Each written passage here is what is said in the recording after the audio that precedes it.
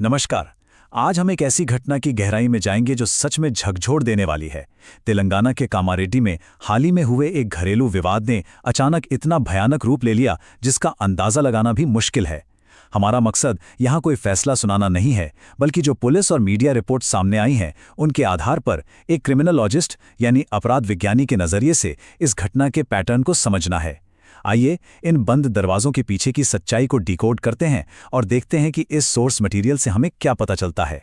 सोचिए जरा, क्या रात के खाने में सिर्फ चिकन करी ना बनने पर कोई इतना हिंसक हो सकता है कि बात जान लेने तक पहुंच जाए। 25 अप्रैल की रात कामारेड्डी में बिल्कुल यही हुआ। पर यहाँ अपराध विज्ञान का एक बहुत ही बेसिक रूल लागू होता है। घरेलू अपराधों में जो तात्कालिक कारण या ट्रिगर हमें सतह पर दिखाई देता है ना, वो शायद ही कभी पूरी कहानी होता है। आखिर ऐसी कौन सी बात थी जिसने एक आम सी रात को इतना खौफनाक बना दिया? चलिए इसे समझते हैं।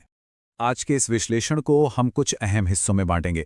पहले देखेंगे वो आखिरी ट्रिगर जिसने जान ली, फिर उन छिपे हुए सामाजिक कारकों पर बात करेंगे, हथियार का विश्लेषण करेंगे, एक बिल्कुल ऐसा ही पैरेलल केस स्टडी देखेंगे और आखिर में जानेंगे कि पुलिस और कानून का इस पर क्या एक्शन रहा। तो शुरुआत करते हैं अपने पहले हिस्से से, वो आखिरी वजह या ट्रिगर जिसने इस घटना को जन्म दिया। आइए उस रात के क्राइम सीन को थोड़ा करीब से समझते हैं। यहाँ एक बहुत ही अजीब और डरा देने वाला विरोधाभास देखने को मिलता है।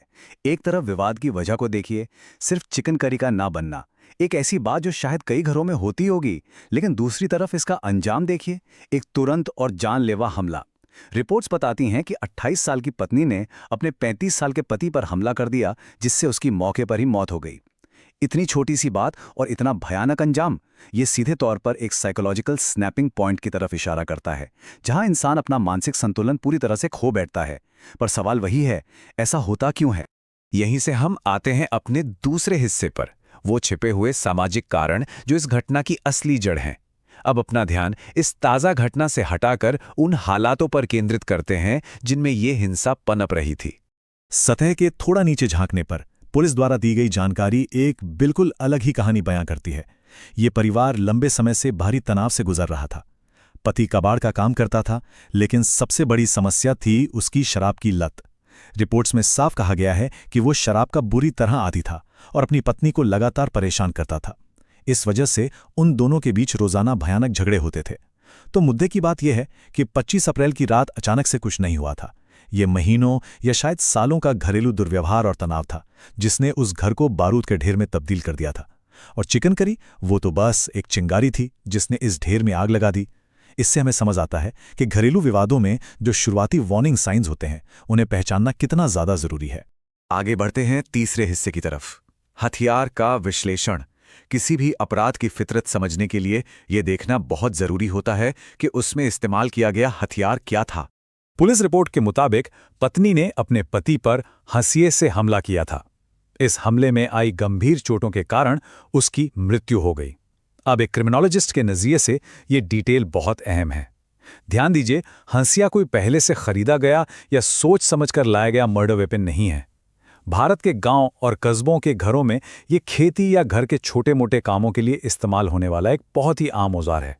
इसका इस्तेमाल हमें बताता है कि ये हत्या पहले से नियोजित या प्रीमेडिटेटेड बिल्कुल नहीं थी। ये बस उस एक पल के इंतहाई गुस्से का नतीजा था जिसे क्राइम ऑफ पैशन कहते हैं। उस वक्त सामने जो भी घरेलू चीज दिखी वही हथियार बन गई। चलिए अब चौथे हिस्से पर नजर डालते हैं, एक पैरेलल केस स्टडी। इस पूरे पैटर्न को एक बड़े परिप्रेक्ष्य में समझने के लिए हम इस घटना की तुलना एक और हालिया मामले से करेंगे। कई बार हमारे दिमाग में आता है कि क्या ये कोई इकलौती अजीब घटना है? बिल्कुल नहीं। अगर हम कामारेड्डी वाले केस की तुलना महाराष्ट्र के ठाणे शहर में हुई एक ऐसी ही बिल्कुल ताज़ा घटना से करें तो चीज़ें और साफ हो जाती हैं। कामारेड्डी में पत्नी ने हंसिए से पति की जान ली। वहीं दूसरी तरफ ठाणे के आगाखानवाड़ी इलाके में 32 साल के नरेश कमल सिंह खड़का ने घरेलू विवाद के बाद अपनी ही पत्नी हीमा खड़का की गला घुटकर हत्या कर दी। दोनों मामलों को अगर आमने सामने रखकर देखें तो जगह अलग है, अपराधी का जेंडर अलग है और तरीका भी अलग है। एक में हथियार तो दूसरे में गला घोटना। लेकिन इन सब के बावजूद जो एक पैटर्न बिल्कुल सेम है, वो है घरेलू विवाद का हद से गुजरकर एक जानलेवा और हिंसक रूप ले लेना। ये साफ दिखाता है कि जब घरेलू कलह अपने चरम पर पहुंचती है तो इसके घातक नतीजे किसी भी रूप में सामने आ सकते हैं, चाहे अपराधी कोई भी हो।